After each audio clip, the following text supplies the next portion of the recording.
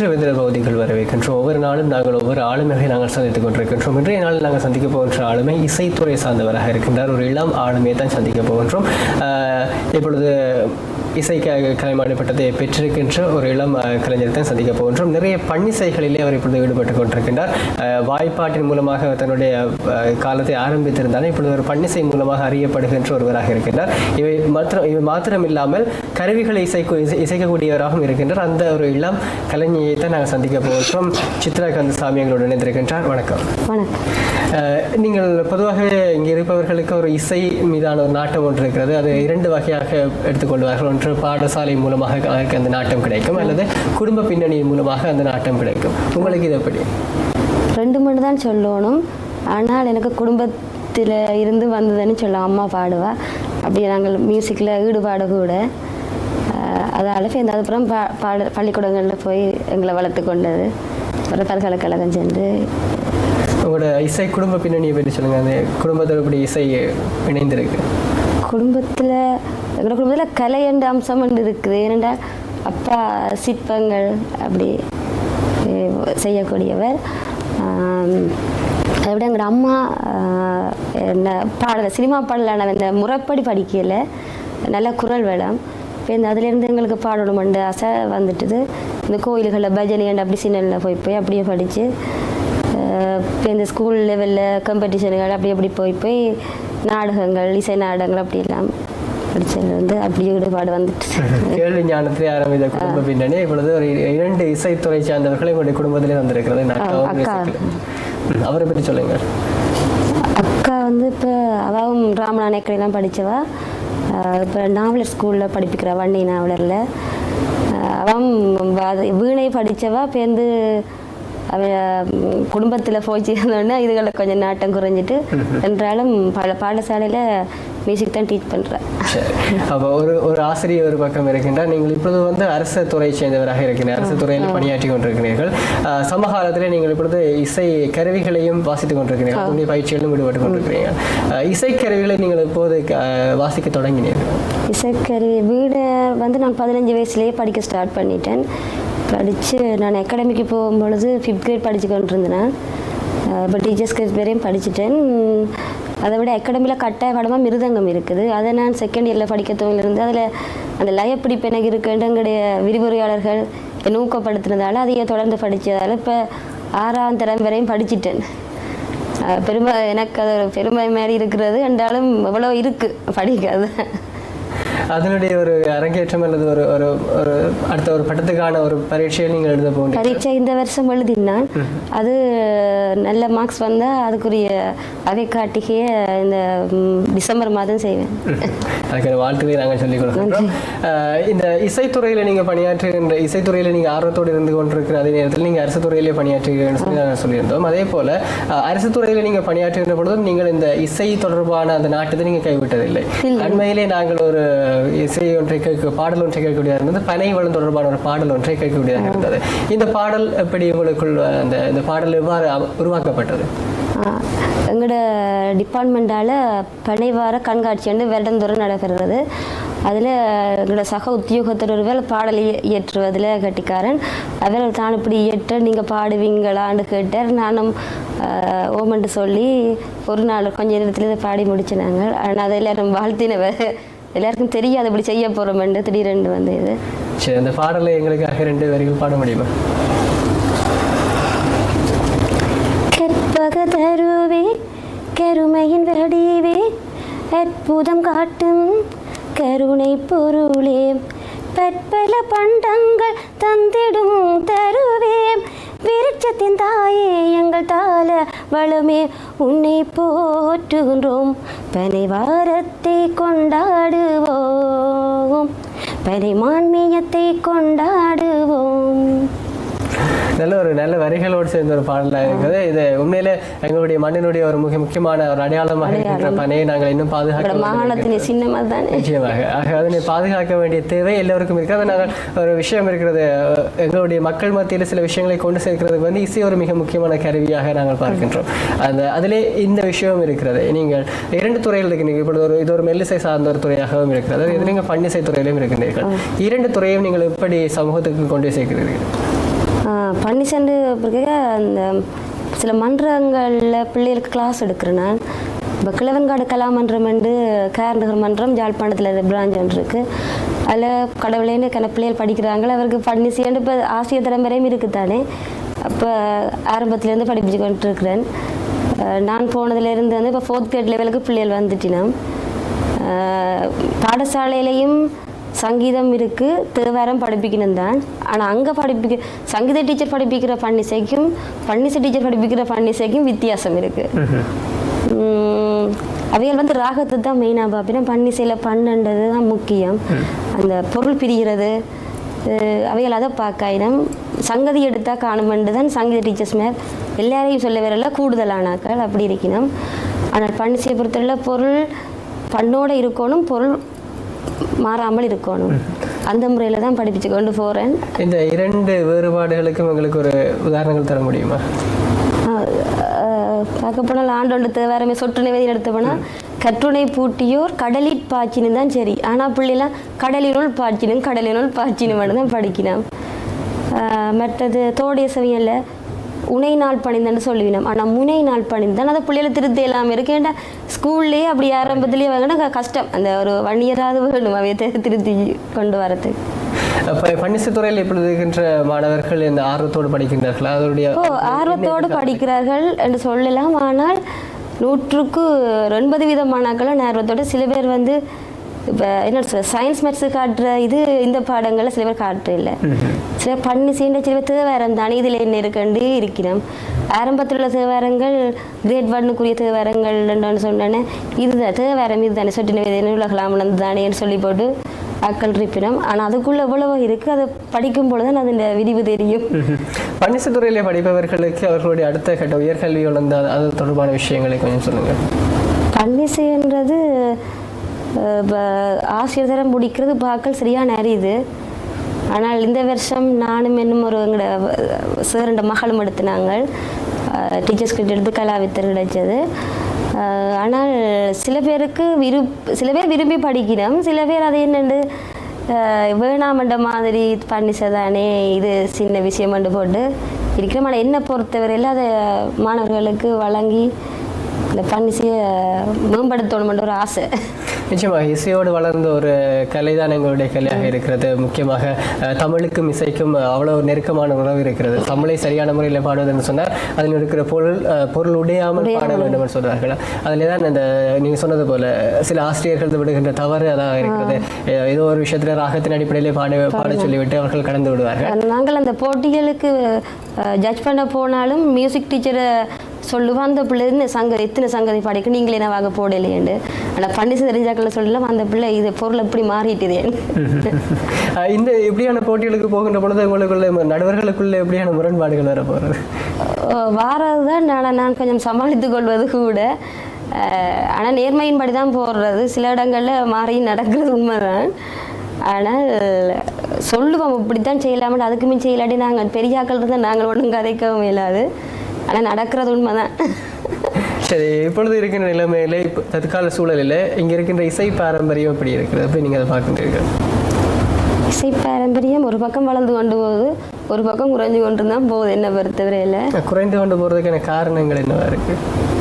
இப்போ என்ன சொல்கிறது, எல்லோரும் நாகரிகம் வளர்ந்தோடனே சில பேர் இசையை கற்கணுமென்ற ஆர்வத்தோடு இருக்கணும். சில பேர் இசை தானே சயின்ஸ் மேத்ஸு தான் எல்லோரும் விழுந்து படிக்கணும். இது அந்த தங்களோட ஃப்ரீ டைமுகளில் இருக்க எனக்கு படிக்கணும் போல ஆசை இருக்குன்னு சில பேர் வாராக்களும் இருக்கணும். சில பேர் 40 வயசுலேயும் வரையணும், எனக்கு இப்போ படிக்கணும் போல இருக்குது அப்படியும் படிக்கணும். ஆனால் ஒரு பக்கம் வளர்ந்து கொண்டு போகுது. எவ்வளவோ ப்ரோக்ராம்கள் நல்லூரில் எல்லாம் 25 நாளும் பெரிய பெரிய கச்சேரிகள் நடக்குது. ஆனால் பார்க்க வாரசனம் குறைவாக தான் இருக்குது. சில பேர் நடக்கி கொண்டு 2 பேர் கூட வரையினம் தான் இல்லைன்னு இல்லை. ஆனால் என்றாலும் கொஞ்சம் குறைவாக தான் இருக்கு. ஆனால் பொதுவாக எப்படி சொல்வார்கள், கச்சேரிகள் அதிகமாக நடக்கின்ற பொழுதுதான் அது அந்த விஷயம் வந்து மக்கள் மத்தியில் செல்கின்ற பொழுது அப்படியான பார்வையாளர்கள் அதிகரித்து கொண்டு செல்வார்கள்னு சொல்லி கச்சேரிகளில் நிறைய நல்ல நல்ல பாடல்களை நீங்கள் பாடியிருப்பீர்கள். உங்களுக்கு பாடிய பாடல்களிலேயே கச்சேரியில் பாடிய பாடல்களிலே உங்களுக்கு மிகவும் பிடித்தமான பாடல் ஒன்றை எங்களுக்காக தர முடியுமா?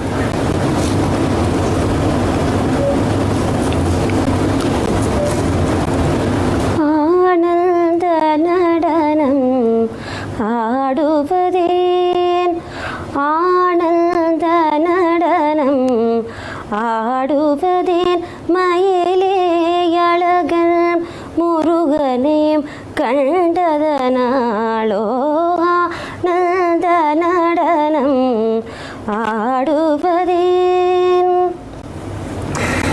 நீங்கள் பாடுகின்ற பொழுது நீங்கள் ஒரு பன்னிசையினுடைய அந்த பின்னணியிலிருந்து பாடுகின்றீர்கள் மிக தெளிவாகவே புரிகின்றது, மிக தெளிவாகவே புரிகின்றது.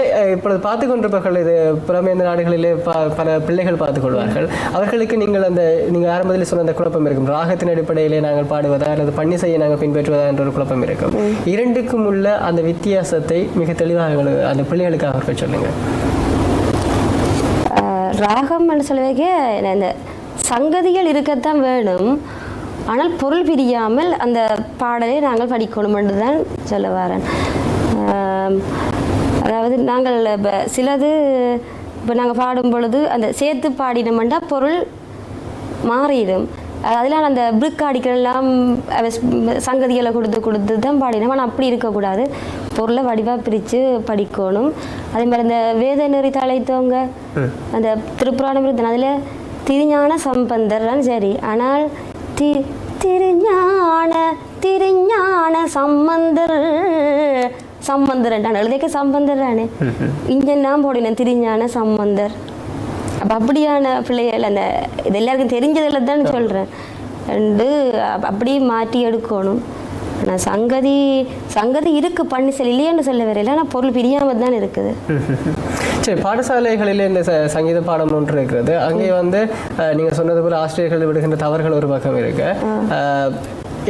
எந்த பகுதி மாணவர்களுக்கு அதிகமாக செல்ல வேண்டும்? குறிப்பாக நீங்கள் சொன்னது போல பன்னிசை சார்ந்த கற்றல் நடவடிக்கை இருக்க வேண்டுமா, ராகம் சார்ந்த கற்றல் நடவடிக்கை அதிகமாக இருக்க வேண்டும் நீங்கள்?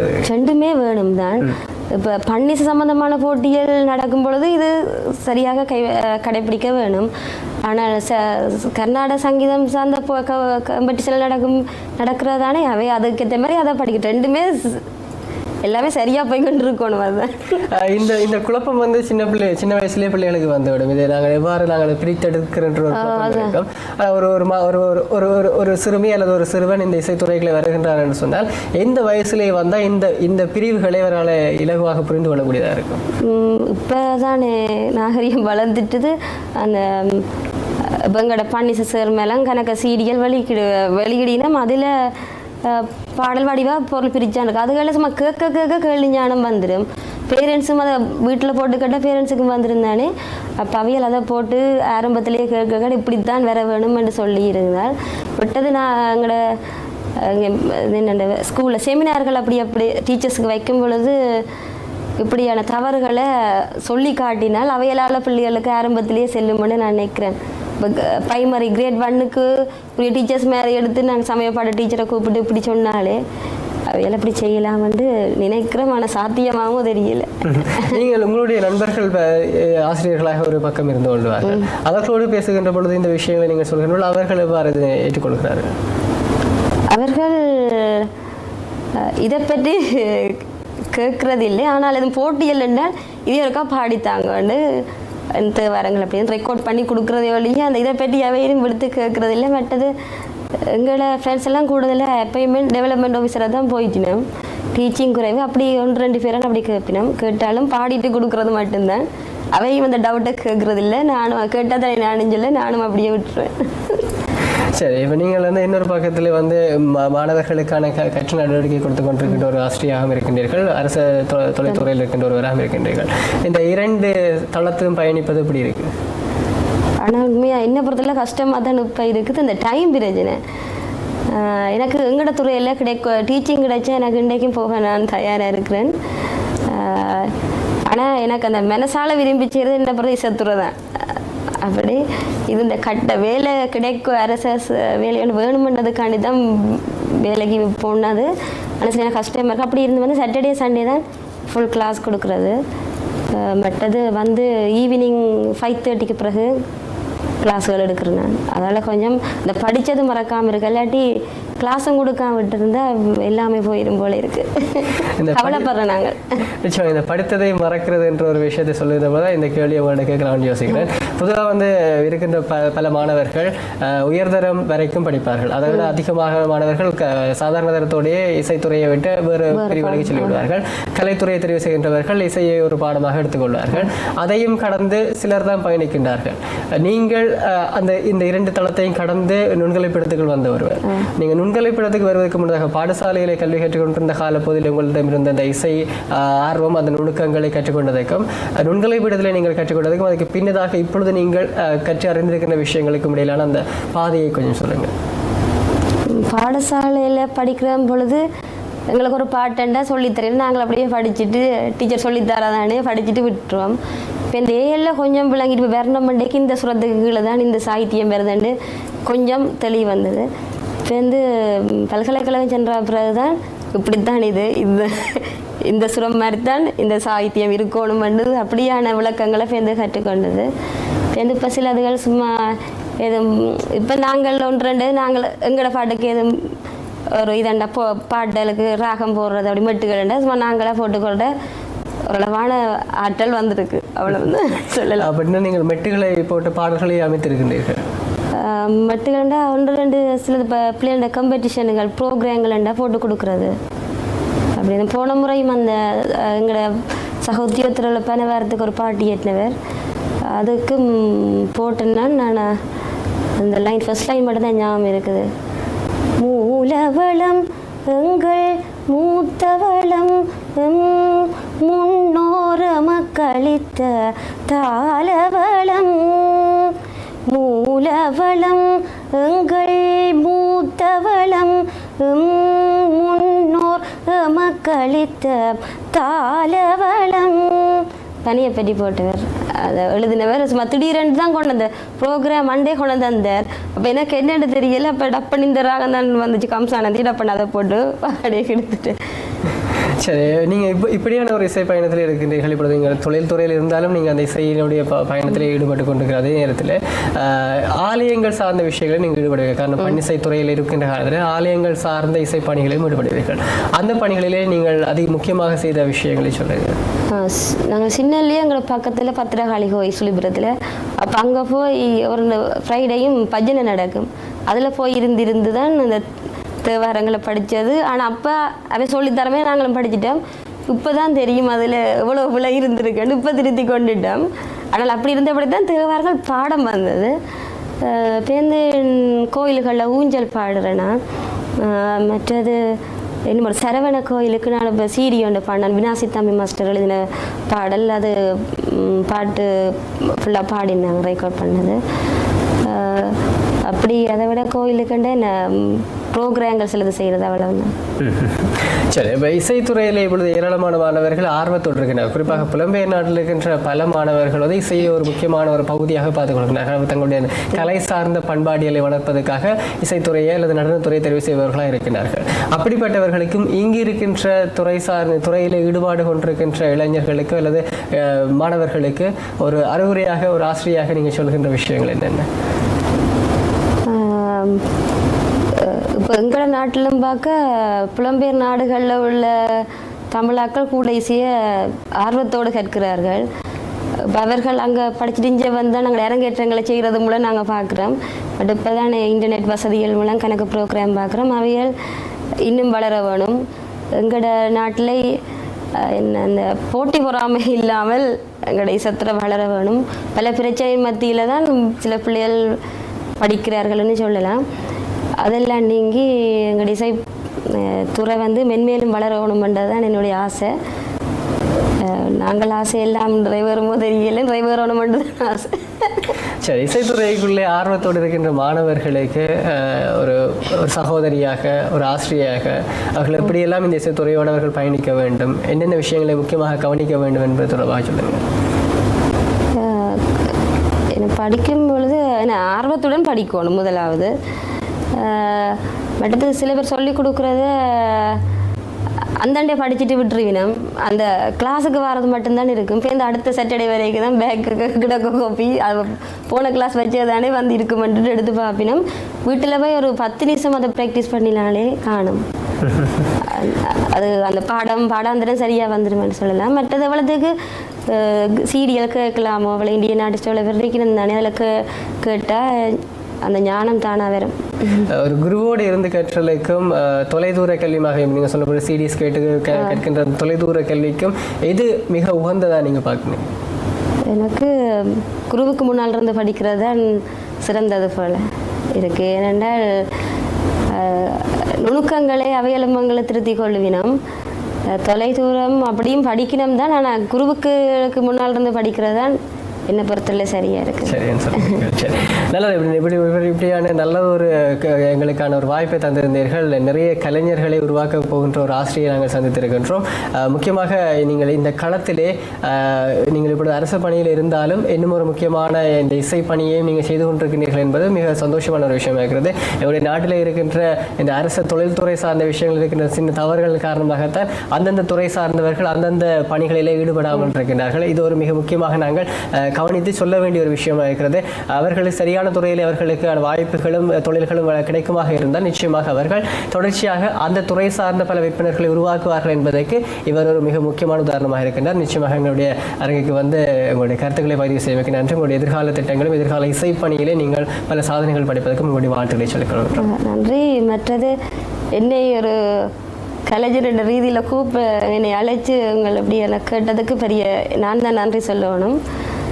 மற்றது இசை இன்னும் வளர வேணும், நானும் என்னை எவ்வளவோ வளர்த்து கொள்ளணும் என்று சொல்லி பிடிக்கிறேன். நன்றி. மீண்டும் மற்றொரு பொழுதிலே சந்திக்கலாம். இன்னும் ஒரு விருந்தினரோடு உங்களை நாங்கள் சந்திக்கும் வரை விடைபெற்று செல்லும் நான் என்று உங்களை நன்றி.